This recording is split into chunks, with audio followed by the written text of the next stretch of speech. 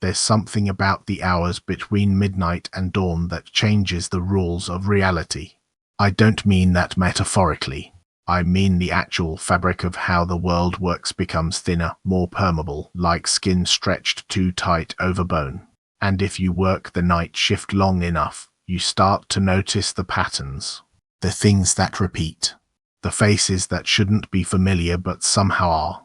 My name isn't important, not really, because this story isn't just mine.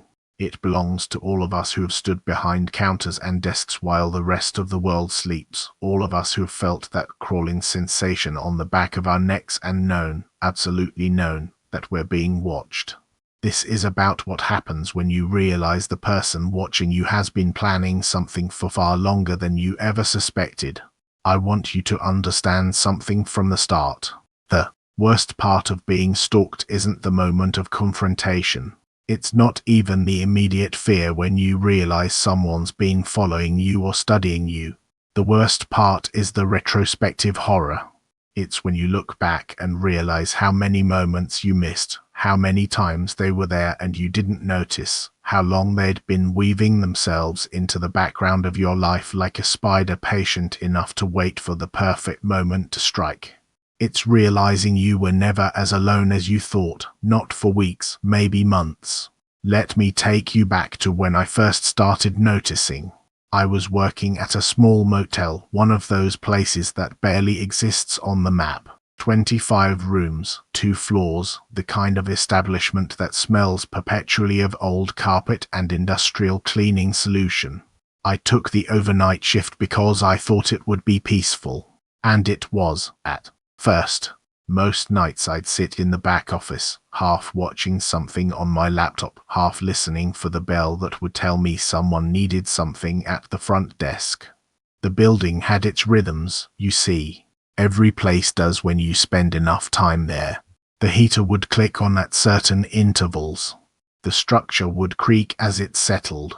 The ice machine would groan and shudder every few hours. These were predictable sounds, comforting in their regularity.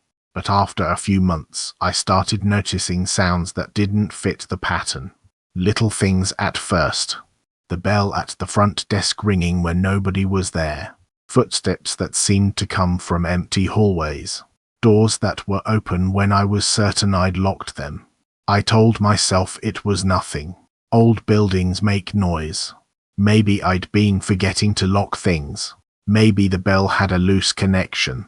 But deep down, in that primitive part of your brain that evolved to detect predators, I knew something was wrong. That instinct that made our ancestors survive the savannah by sensing when a lion was crouching in the tall grass, it was screaming at me. And I kept ignoring it because acknowledging it meant acknowledging that I was vulnerable, that I was prey. The first time I saw the hand, I thought I was hallucinating from exhaustion. It was about 2 in the morning on a Tuesday. I'd been sitting at the front desk for maybe 20 minutes after the bell had rung 3 times with no visible cause. I was staring at the bell itself, almost daring it to ring again when it did. And this time I saw what made it happen. A hand pale in the dim light, reaching up from under the desk and pressing down on the bell with almost casual deliberation. Not frantically, not accidentally. Deliberately. Like someone making a point. I ran. I'm not ashamed to say it. I ran straight to the back office and locked myself in, and I stood there in the dark with my heart trying to punch its way out of my chest, trying to understand what I'd just seen. Someone had been hiding under that desk. Someone had been there, just feet away from me, for who knows how long. While I'd been sitting there, relaxed, vulnerable, thinking I was alone, they'd been right there, watching me, waiting. When the police came and searched the building, they found evidence that made my skin crawl. The person had apparently been in and out of the motel several times over the past few weeks. There were things moved in the storage closet, evidence someone had been sleeping in vacant rooms, using facilities in the dead of night when they knew I'd be in the back office. The officer who took my statement said something that stayed with me ever since. He said that people who do this, people who infiltrate spaces and observe without being detected, they're not impulsive. They're patient. They're planners. And that means they have an end goal in mind. That's when I started looking into whether this had happened before. Not just to me, but to others. And that's when I found the patterns. There was a woman named Meredith who worked at a gas station about 40 miles from my motel. She'd written about her experience online, trying to warn others, trying to make sense of what had happened to her. A man had started visiting her station regularly, always during the night shift. At first, his visits seemed innocent enough. He'd buy something small, make conversation, leave. But over time, his knowledge of her became too specific. He knew her name without being told. He commented on details about her handwriting. He mentioned things about her routine that he shouldn't have known. He told her he'd noticed the way she checked the back room door at the same time every night. What terrified her most, what kept her up even after she'd moved to a different town entirely, was finding a Polaroid photograph on her counter one night. It showed her doing a mundane task behind the station, taken from close range. Close enough that the photographer had to have been standing just feet away from her. And she had no memory of it happening. No memory of anyone being there. Which meant he'd been so practiced at staying invisible, at moving through her peripheral vision, that she'd never consciously registered his presence in that moment. The police found notebooks in his car, pages and pages of observations about her, her schedule, her habits, descriptions of her clothing on specific dates, even notes about her mannerisms, when she was tired versus when she was alert. One page just had her name written over and over, starting neat and organized, then getting tighter, more frantic, until it dissolved into illegible scribbles. Like he'd been working himself into some kind of frenzy. Then there was a hotel worker I'll call Sarah. Small hotel, 3 floors, minimal staff at night. She'd checked in a man who paid with a credit card that seemingly went through without issue. He took his room key, looked at her just a moment too long, and walked toward the elevator. She didn't think much of it until she later checked the system and realized there was no record of him. No transaction, no name, no room assignment. The card had been stolen, and he'd somehow bypassed the payment system or it had glitched. But either way, he'd gained access to the building under false pretenses. For hours, this man wandered the hotel. He'd sit in the lobby staring at the blank television screen. He'd stand in dark corners and hallways just watching. He'd position himself outside guest room doors for minutes at a time, doing nothing, just standing there.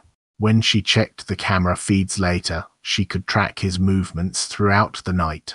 The way he'd move, stop, watch, then move again, like he was searching for something, or someone. The police told her afterward that he'd had no bags, no legitimate reason for being there. He'd created the illusion of being a guest solely to gain access to the building and the people inside it. What links these stories together isn't just the surface similarity of night shift workers being targeted. It's the methodology. These weren't impulsive acts by opportunistic criminals. These were calculated, patient campaigns of observation. Each of these men had invested significant time in studying their targets. They'd learned routines, identified vulnerabilities, found the gaps in awareness that come with the monotony of overnight work. They'd positioned themselves in places where they could watch without being watched, where they could gather information while remaining essentially invisible. And here's what really keeps me awake now, what's made me question every interaction I've had during late night shifts. How many times were they there before we noticed them? If we caught them on night 7 or night 15 or night 30, how many nights before that had they been there, watching, learning, and we'd simply failed to register their presence? How many times had they been standing in our blind spots, in the spaces we don't consciously monitor because we're too busy with tasks or too lulled by routine? There's a phenomenon psychologists call inattentional blindness. It's when you fail to notice something fully visible because your attention is focused elsewhere. There's a famous study where people watching a video of players passing a basketball fail to notice a person in a gorilla suit walking through the frame. They're not trying to ignore it. Their brain literally doesn't process it as relevant information. Now imagine that phenomenon applied to your workplace, to your daily routine. Imagine someone who understands this, who knows how to position themselves in your inattentional blind spots. They don't need to be invisible. They just need to be unremarkable enough that your brain filters them out as background information. That's what these stalkers were exploiting. They weren't hiding in the traditional sense. They were hiding in plain sight, in the gaps of our attention, in the moments when we were too focused on a task or too dulled by the monotony of the shift to consciously process everything in our environment. They were there, but they were patient enough to remain in the periphery until they were ready to make themselves known. I started talking to other night shift workers after my experience. Not just in my industry, but across different fields. Gas stations, hotels, convenience stores, security guards, hospital staff. And I heard variations of the same story over and over. Someone who seemed like a normal customer or visitor at first, who gradually became too familiar, too knowledgeable, too present. Someone who'd clearly been paying far more attention than anyone realized. One woman who worked at a 24-hour diner told me about a man who'd come in sporadically over several months. Always ordered the same thing, always sat in the same section, always left a decent tip. Unremarkable, forgettable, until the night she got a flat tire in the parking lot after her shift and he appeared seemingly out of nowhere, offering help, mentioning that he'd noticed she always parked in the same spot, that her tire pressure had looked low the previous week. Things a normal customer wouldn't notice or remember. Things that revealed he'd been watching far more carefully than his casual demeanor suggested. What saved her was the arrival of a coworker who'd forgotten something and come back. The man left quickly, but not before she'd seen something change in his expression, a flash of frustration or anger that he'd been interrupted. She never saw him again, but she also never shook the feeling that she'd narrowly avoided something terrible. That if her coworker had been 30 seconds later, she might have gotten into a vehicle with someone who'd been planning that moment for months. The more stories I collected, the more I realized these weren't isolated incidents. They were occurring with disturbing frequency, and most of them weren't being reported or talked about publicly. Sometimes because nothing technically illegal had occurred yet. Sometimes because the victims felt foolish, like they were overreacting to someone who was just friendly or just happened to be around frequently. Sometimes because the experience was so unsettling that they didn't want to relive it by talking about it. But there's value in talking about it. There's value in recognizing the patterns so that when you experience the early warning signs, you trust your instincts instead of dismissing them. Because here's the thing about predators, whether we're talking about actual predators in nature or human predators who target vulnerable people, they rely on their prey ignoring those instincts. They rely on their targets rationalizing away the warning signs, talking themselves out of their own fear because acknowledging it feels uncomfortable or dramatic. Let me tell you about the warning signs, the things I wish I'd recognized earlier. The things other night shift workers have identified as red flags in retrospect. First, someone who visits your workplace repeatedly but whose behavior doesn't match their stated purpose.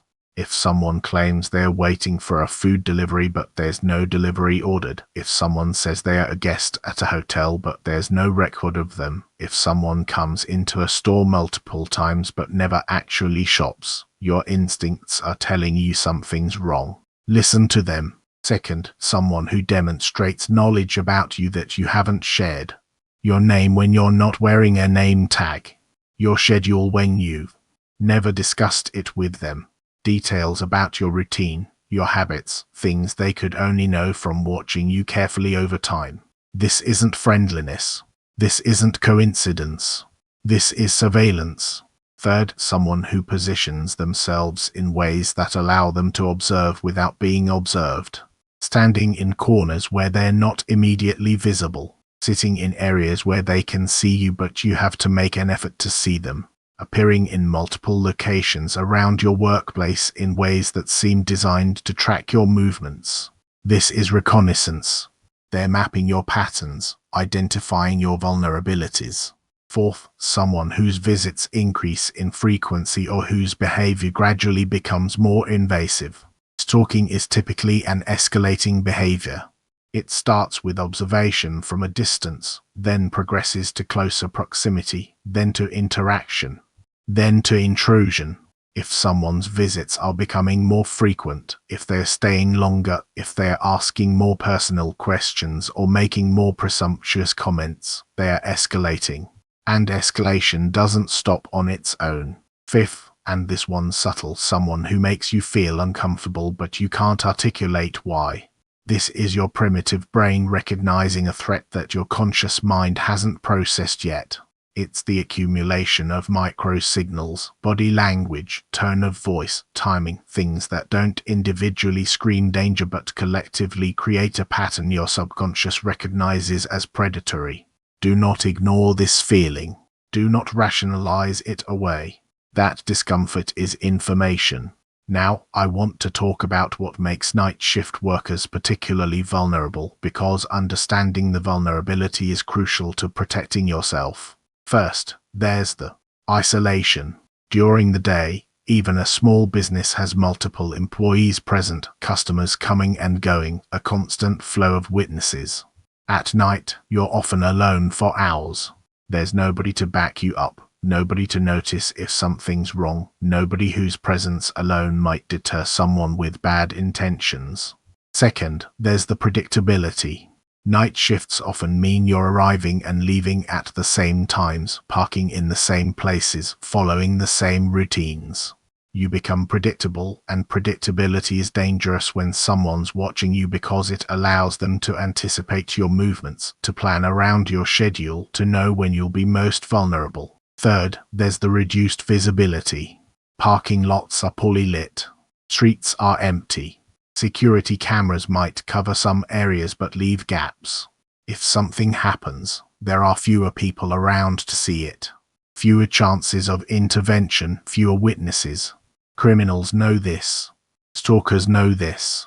They choose these hours deliberately because the darkness and emptiness work in their favor. Fourth, there's the normalization of strange behavior. When you work nights, you see a lot of unusual things. People who are drunk or high, people having mental health crises, people who just have weird habits or social skills.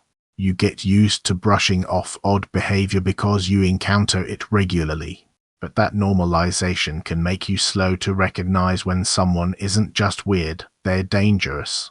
When someone isn't just socially awkward, they're predatory. Fifth, there's the fatigue. Night shift work disrupts your circadian rhythm. You're fighting against your body's natural sleep cycle, which means you're often operating in a state of cognitive impairment. You're slower to react, slower to process information, more likely to miss details. And if someone's been watching you long enough, they know when you're most tired, when you're most vulnerable, when your guard is lowest. I need you to understand something important. The goal here isn't to make you paranoid. Paranoia is seeing threats that don't exist. What I'm describing is appropriate vigilance, recognizing threats that do exist and taking reasonable precautions. The vast majority of people you encounter during a night shift are harmless. But the ones who aren't, the ones who have spent weeks or months planning something, they're banking on you treating everyone as harmless until it's too late. So what do? How do you protect yourself when you're working alone in the hours when most people are asleep, when help might be minutes away, when someone might have been studying you long enough to know your every move? Let me share what I've learned, what other night shift workers have learned, sometimes the hard way. First, vary your routine as much as possible. Don't park in the same spot every night. Don't take your breaks at the same time. Don't follow the same patterns of movement within your workplace. Predictability is your enemy. Make yourself harder to track, harder to anticipate. Yes, humans are creatures of habit, and breaking habits is uncomfortable, but that discomfort is worth it if it makes you a harder target. Second, trust your instincts immediately. The moment someone makes you uncomfortable, take action. That might mean calling a coworker or manager. It might mean calling the police. It might mean refusing service and asking someone to leave. You don't need to wait until something explicitly threatening happens. Your discomfort is enough reason to act. Better to feel foolish for overreacting than to ignore your instincts and regret it. Third, maintain awareness of your environment constantly. I know this is exhausting. I know when you're 8 hours into a shift and nothing's happened, it's tempting to zone out. But that's when you're most vulnerable. Keep checking cameras if you have them. Keep glancing at parking lots and entrances. Keep tracking who's in your space and where they are. Think of it like being a goalkeeper in soccer. You might go long stretches without action, but you need to stay mentally sharp because when something happens, you need to react immediately. Fourth, communicate with coworkers and management about concerning individuals. If someone's making you uncomfortable, there's a good chance they've made other staff uncomfortable too. Share information. Show each other security footage. Compare notes on behaviors and visits. Patterns. Become visible when you share information. What seems like random weird encounters to individuals might reveal itself as systematic stalking when you compare experiences. Fifth, document everything. If someone's behavior concerns you, write down dates, times, descriptions, what they said, what they did. Take screenshots of security footage if you can. Save any physical evidence like notes or photographs. If you eventually need to report this to police or get a restraining order, documentation is crucial. But more immediately, documentation helps you recognize patterns. When you write things down, you can see escalation more clearly than when you're relying on memory. Sixth, have a safety plan. Know where the exits are. Know where you can lock yourself in if needed. Have your phone charged and accessible. Know your local emergency numbers and non-emergency police lines. Have a signal worked out with coworkers or friends where you can indicate you need help without alerting someone who might be listening. Think through scenarios before they happen so you're not trying to figure out what to do while you're panicking. Seventh, consider carrying personal safety devices if your workplace allows it.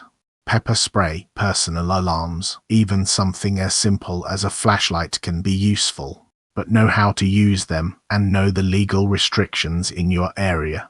A safety device you don't know how to use or that's illegal for you to carry can make things worse instead of better. Eighth, and this one's important, push back against workplace policies that compromise your safety. If your employer expects you to work alone in an unsafe situation, if they discourage calling police when you feel threatened, if they prioritize customer service over employee safety, push back. Document your concerns in writing. Involve unions if you have them. File complaints with occupational safety agencies if necessary. Your life is worth more than any employer's convenience or profit margin. Now I want to address something that came up repeatedly when I talked to other night shift workers. Guilt.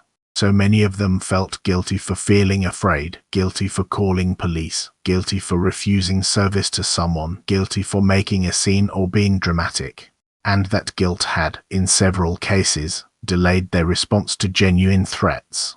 So let me be absolutely clear about this. You do not owe politeness to someone who's making you uncomfortable. You do not owe customer service to someone who's violating your boundaries. You do not owe the benefit of the doubt to someone who's exhibiting predatory behavior. There's a book called The Gift of Fear by Gavin de Becker that every night shift worker should read. The core argument is that fear is a survival signal, that your brain is incredibly good at detecting threats even before you consciously understand why something's wrong, and that we've been socialized, especially women, to ignore those signals in favor of being polite or not making others uncomfortable. But making someone else comfortable when they're making you uncomfortable is dangerous. It's prioritizing their feelings over your safety. And that's backwards. If someone rings a bell repeatedly when there's nobody visible at the desk, that's not a glitch. That's someone testing your awareness, your response time, your patterns.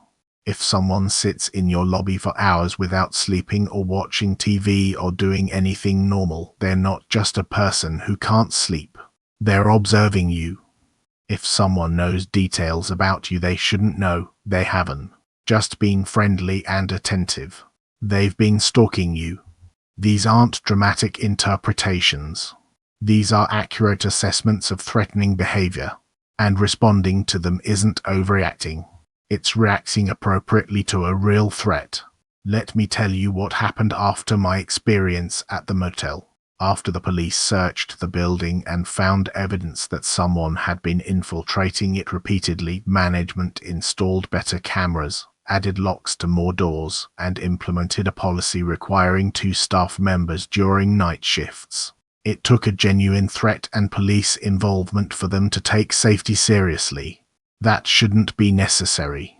Safety measures should be in place before someone gets hurt. I also started connecting with other night shift workers in my area. We created a group chat where we could share information about concerning individuals, warn each other about people who've been removed from one establishment and might show up at another, and just provide support for each other because night shift work can be isolating and management often doesn't understand what it's actually like. That network has probably prevented several bad situations because we're sharing information across establishments instead of each person having to learn the same painful lessons individually. But here's what still haunts me. How many times was that person in the motel before I noticed them? They were skilled enough to hide under a desk in a small space, patient enough to wait there for who knows how long, bold enough to reach out and ring that bell while I was sitting right there. That level of calculated behavior doesn't develop overnight. They'd practiced. They'd done this before, which means there were probably other nights, other shifts, when they were in that building and I never knew. Other workers they'd watched, other spaces they'd infiltrated. And that's true for so many of these cases. The night you finally notice them isn't the first night they've been there. It's just the first night they've revealed themselves. Everything before that was reconnaissance, planning, preparation. You were being watched long before you realized you were a target. That retrospective horror is something I've heard described by almost every night shift worker who's experienced this. The way your mind goes back through memories, re-examining moments that seemed normal at the time, and recognizing them for what they actually were. The regular customer who always happened to be there when you arrived. The person you'd see in their car in the parking lot so often you stopped consciously registering their presence. The individual who'd ask questions that seemed like small talk but were actually information gathering. In retrospect, the pattern is obvious, but in the moment, each incident was subtle enough to rationalize away. This is why documentation is so important. It allows you to see the pattern before it's hindsight.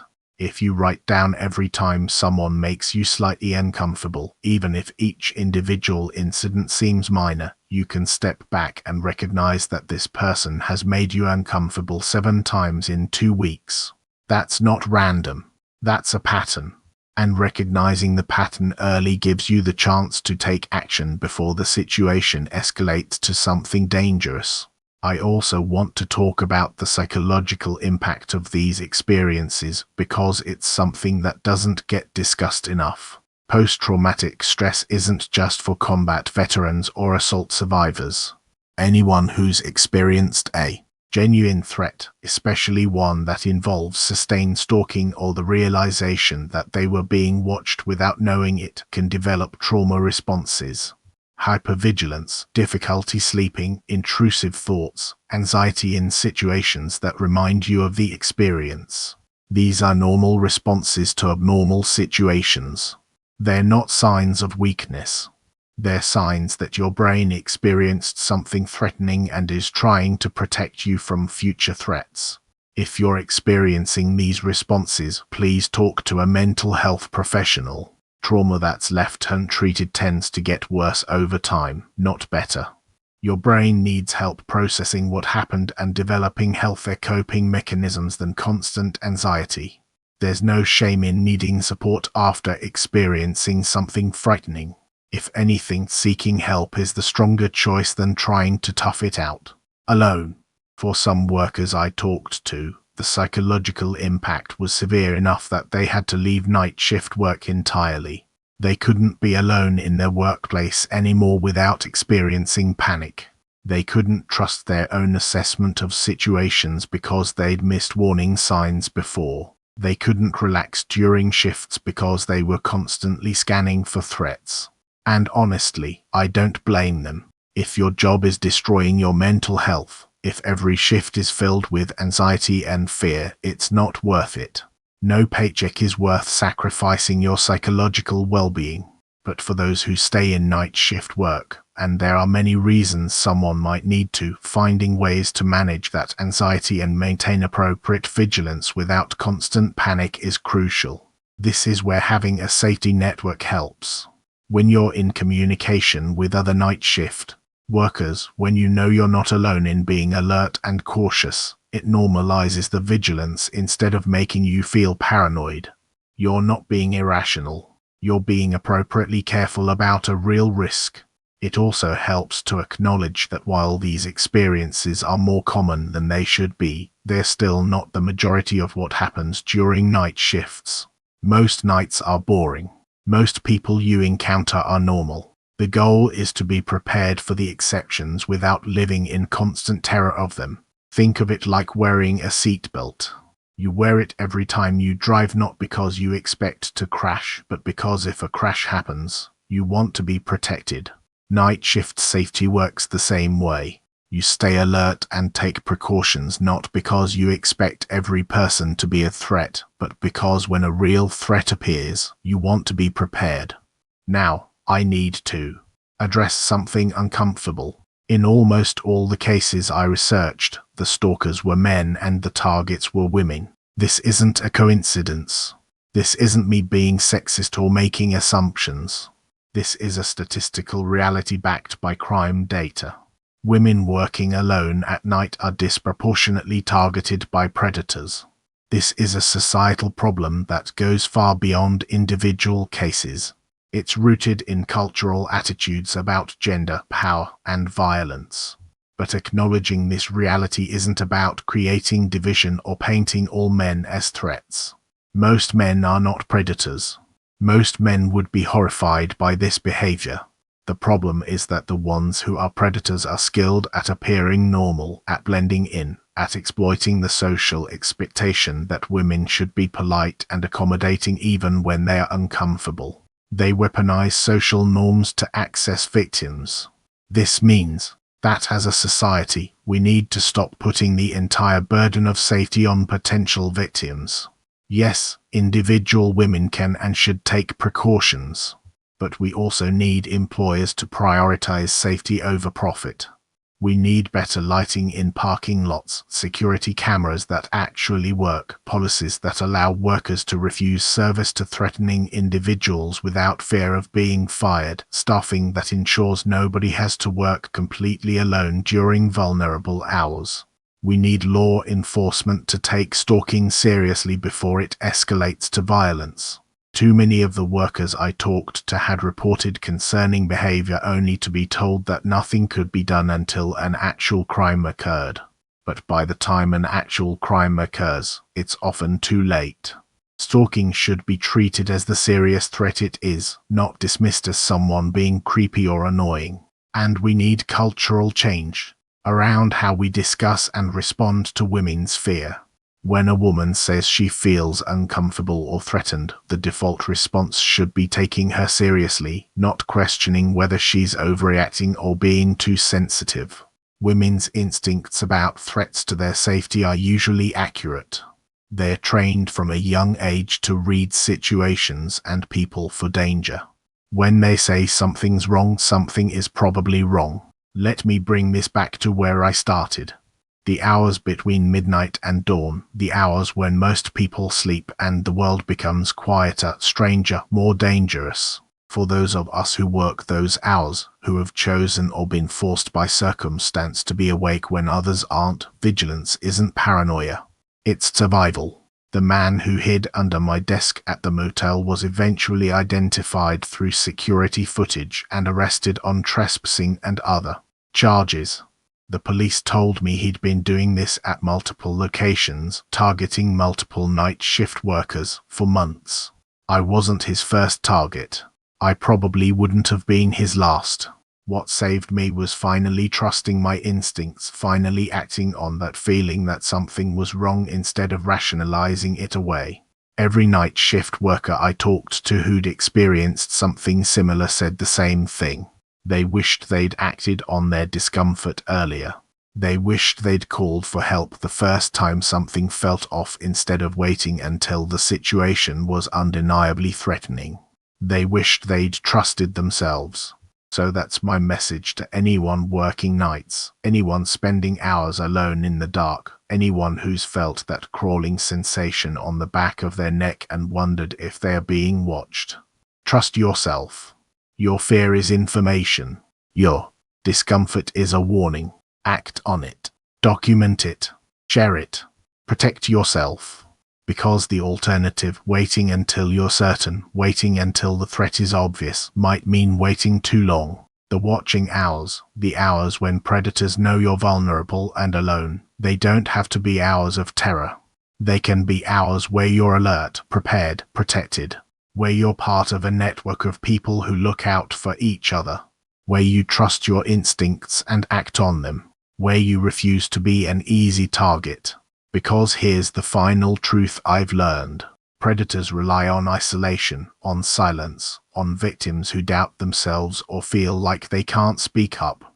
When we talk about these experiences, when we share information and support each other, when we demand better safety measures and take our own protection seriously, we break that isolation.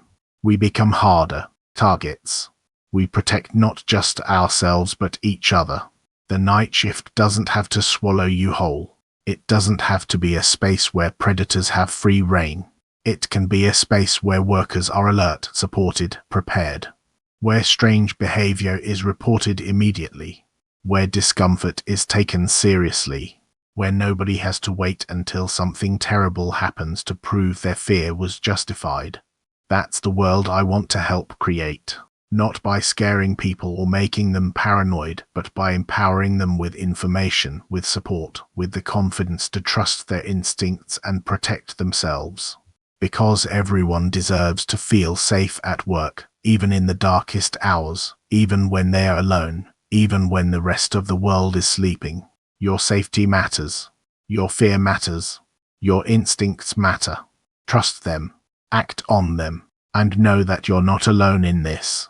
Even in the watching hours when it feels like you are. We're out here, all of us who work while others sleep, and we're looking out for each other. Stay safe out there.